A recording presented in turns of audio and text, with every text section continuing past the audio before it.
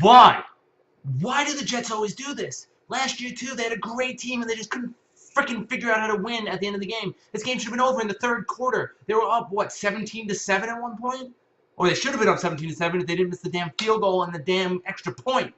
It's so stupid. And Brandon Marshall, when all hope was lost when they made the winning field goal, Brandon Marshall misses a pass from 25 yards out that was in his hands. And it wasn't like a pass over the shoulder. It was right in his face. And it would have put us in great position to win the game at the 50-yard line. Why? Remember when I told you that this team was going to make me drink? Thumbs up.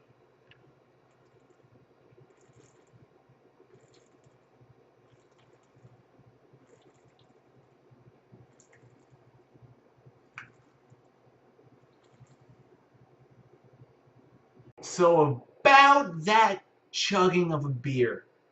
Yeah, that was a chug, not just a drinking, like casual drink. I know you can mix it up because it pretty much was the speed of someone casually drinking a beer. So make fun of me as much as you want in the comments because I totally deserve it. Now let's get to my Week 2 picks. The 4 games I'm going to go over in this video are going to be the Steelers versus the Bengals, the Cardinals versus the Buccaneers, the Jets versus the Bills, and the Giants versus the Saints. Just like last video, all of my predictions will be in the description. Okay, the first game I want to go over is the Steelers versus the Bengals.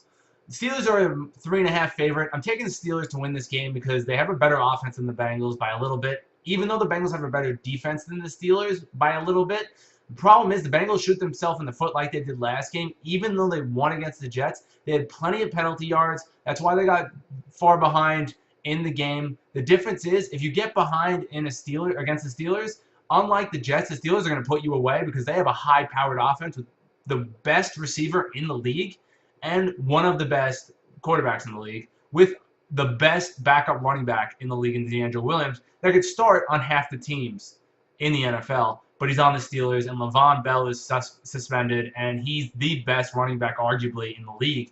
So DeAndre Williams being I would say a top 15 running back in the league is a backup on his team. So I'm definitely picking the Steelers because their high-powered offense is not going to be stopped. So I'm picking the Steelers -3.5. Then you got the Giants versus the Saints. The Giants are a 5-point favorite. I don't see why. Giants didn't really play that well last game. They played against a rookie quarterback who threw 25 completions in 44 attempts. And I know they weren't like NFL completions because they weren't hard passes to throw. They kept it very simple. The thing is, the Giants' offense stunk. Just like in preseason, and that's why even though the preseason doesn't matter, that's why people were worried because the offense wasn't clicking.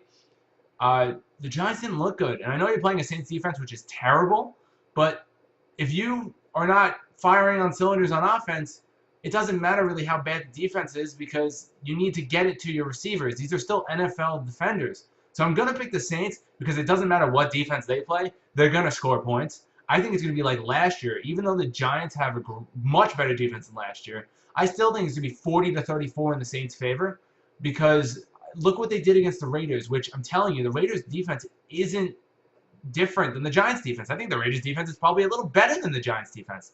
And they scored 34 points against them and probably should have won that game. If the Saints' defense wasn't like a college defense, then they would have won that game. So I'm going to pick the Saints to win this game because of their high-powered offense. The next game is my upset of the week. I didn't do one last week because it was the first week of the season, and last week I didn't do so well, which I'm going to tell you at the end of the video how I did. But I'm going to pick the Buccaneers to beat the Cardinals. And I know the Buccaneers are 1-0 and the Cardinals are 0-1, but the Cardinals are a Super Bowl favorite. They're one of the favorites to come out of the NFC with the Seahawks and the Panthers. So this is definitely an upset. The Cardinals are favored by 7, which is ridiculous. If you think the Cardinals are going to win, they're not winning by 7. The Buccaneers played very well last week. Jameis Winston had 4 TDs. He looked very good. I think he's going to be close to an MVP candidate this year. He's going to be because, well, his team kind of stinks and because he's just the most valuable player on that team. And if they do it by most valuable player, he's definitely going to be up for consideration. I think the Buccaneers are just right now clicking on all cylinders for as good as a team that they can be. And the Cardinals are not. They just got to figure something out. Their defense played like crap last game. And I think the Buccaneers are going to pull this one out. And the last game I want to go over is my Jets. just going to let you know now, if the Jets lose this game or the Bills lose this game, whoever loses this game is not going to the playoffs this year. Now you say to me, oh, it's only 2 games. The Chiefs, like last year, were like 0-6, and they came back. The Chiefs did not have as hard as a schedule as the Bills and the Jets do, especially the Jets in the first 6 games. The Bills have it a little more spread out, but the Jets have it in the first 6 games. So if they don't win this game, they're out of the playoffs. They're playing the Cardinals, which I know lost the first game, and I know I'm saying they're going 0-2, but they're still a very talented team, and they could probably get it together by week 6 is when we play them. They play the Steelers, they play the Chiefs, and the Seahawks. Those 4 games, those teams are all playoff teams last year.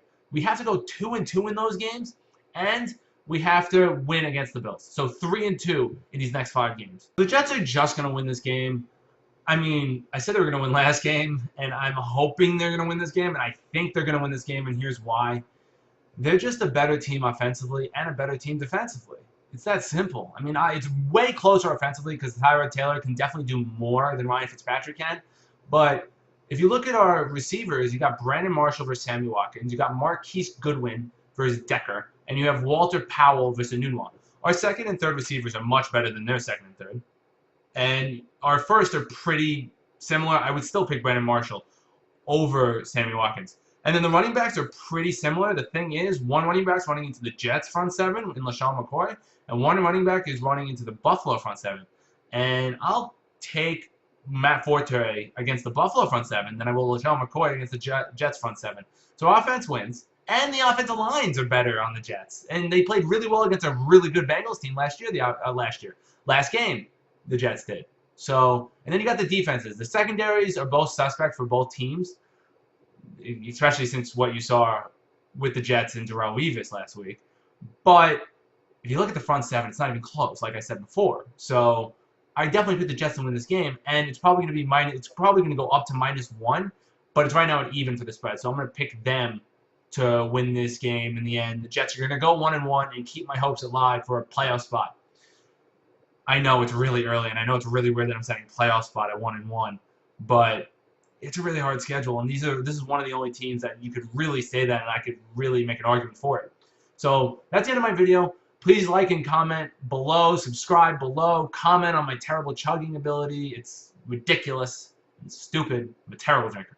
I was 9-7 last week straight up, which is okay. I want to be 10-6 every week at least, but it was week 1, so I'm going to give myself a little bit of leeway this week. And I went 7-9 against the spread, which is terrible. I want to at least go 10-6 also against the spread. So I want to be about 60% every week with my picks.